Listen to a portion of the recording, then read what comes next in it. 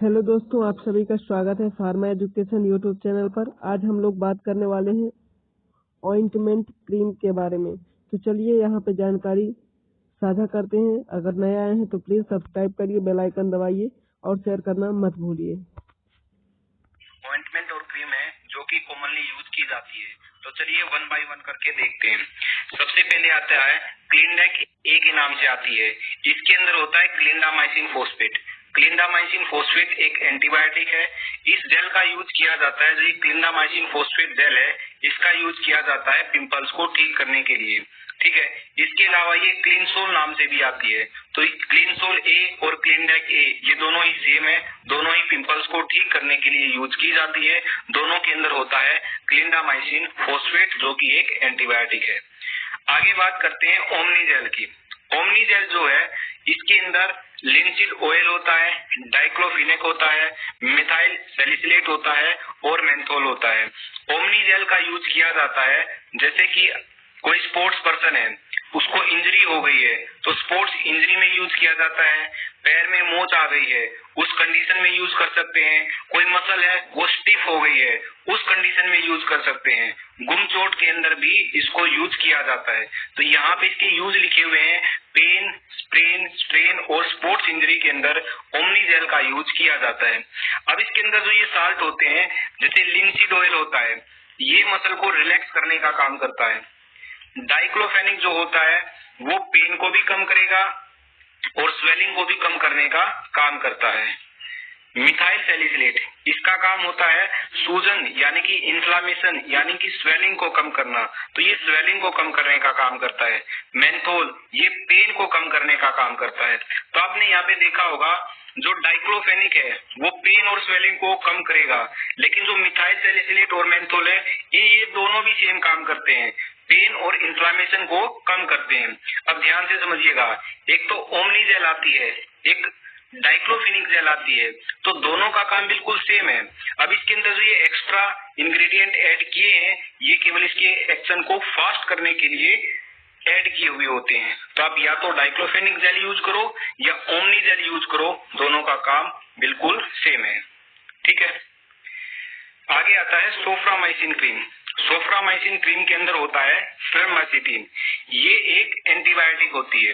फर्मासिटिन skin cream का use किया जाता है बैक्टीरियल स्किन इन्फेक्शन को ठीक करने के लिए। जैसे कि घाव है, इन्फेक्टेड हो गया वो, ठीक है, तो उसको ठीक करने के लिए सोफ्रामाइसिन क्रीम यूज कर सकते हो। कट लग गया है और कट पे क्या है, वो जो कट है वो इन्फेक्टेड हो गया है, तो उस कंडीशन में यूज कर सकते हो।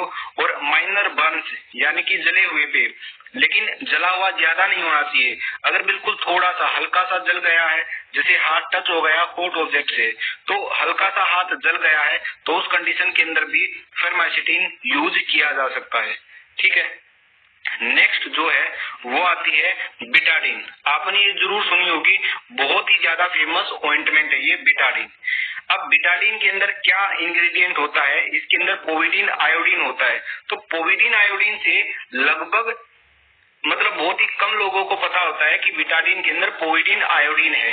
ठीक है। तो कई सारे लोग तो ये समझ लेते हैं कि बिटाडिन क्या है, एक इंग्रेडिएंट है, जबकि बिटाडिन एक ब्रांड नेम है। ठीक है। ये बहुत ज्यादा फेमस है, इसलिए ये आम से आम लोगों को भी पता होता है। तो जो ये बिटाडिन होता है, ठीक है, इसके अंदर होता है पोविडिन आयोडीन। ये अलग नाम से भी आता है, जैसे सिप्लाडिन के नाम से भी आता है। तो दोनों ही सेम है। ये जो दोनों है इनका यूज किया जाता है इन्फेक्शन से बचाने के लिए। जैसे कट लग गया या फिर घाव लग गया है, उस पे बिटाडिन या फिर सिप्लाडिन को लगाया जाता है, ताकि जो कट है और जो वो घाव है वो इन्फेक्शन से बचा रहे। ठीक है। तो ये इसका यूज होता है। नेक्स्ट है एडेंसेना। इसका यूज किया जाता है पाइल्स को ठीक करने के लिए, एनल फिशर में और एनल फिस्टुला में। ठीक है। इसके अंदर 3 इंग्रेडिएंट होते हैं। एक होता है थाइमोल, दूसरा होता है मेंथोल, तीसरा होता है लिग्नोकेन। लिग्नोकेन ये है एक लोकल एनेस्थेटिक जो कि सुन्न करने का काम करता है। ठीक है। जो मेंथोल होता है ये कूलिंग सेंसेशन प्रोवाइड करेगा।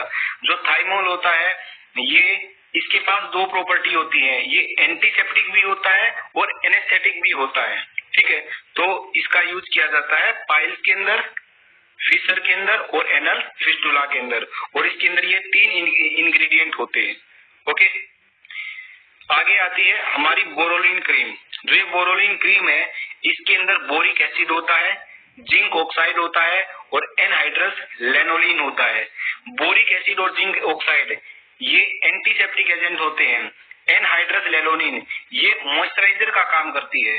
ठीक है, तो बोरोलिन क्रीम का यूज किया जाता है, जैसे एडिया फटी हुई होती है तो वहां पे यूज किया जाता है। होठ फट जाते हैं सर्दियों के अंदर तो वहां भी बोरोलिन का यूज किया जाता है। ठीक है, स्किन रैशेज के अंदर भी जो बोरोलिन है उसका यूज किया जाता है। तो ये थी बोरोलिन। आगे आता है क्लोबेटासोल प्रोपेनेट। जो ये क्रीम है ये इसका ब्रांड नेम है लोबेट। तो लोबेट जो ये क्रीम है इसके अंदर जो साल्ट है, जो इंग्रेडिएंट है वो होता है क्लोबेटासोल। तो जो ये क्लोबेटासोल है ये स्टीरॉयड होता है। इसका यूज किया जाता है रैशेज के अंदर, इचिंग के अंदर और स्किन रेडनेस के अंदर। जैसे खाज खुजली हो गई है, ठीक है, या फिर स्किन रेड हो गई है तो उस सिचुएशन के अंदर क्लोबेटासोल क्रीम का यूज किया जाता है। नेक्स्ट जो क्रीम आती है वो आती है बेटनोवेट एन के नाम से। इसके अंदर बीटामेथासोन होता है और नियोमाइसिन होता है। बीटामेथासोन एक स्टीरॉयड होता है और जो ये नियोमाइसिन है ये एक एंटीबायोटिक है।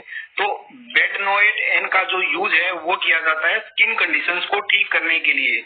स्किन कंडीशंस जैसे कि एक्जिमा को ठीक करने के लिए, सोराइसिस को ठीक करने के लिए। आपको यहाँ पे दिख रहा होगा ये सोराइसिस की कंडीशन है जिसके अंदर जो स्कैल्प है वो बहुत ज्यादा ड्राई और इची हो जाती है। तो इन कंडीशंस के अंदर इसका यूज किया जाता है।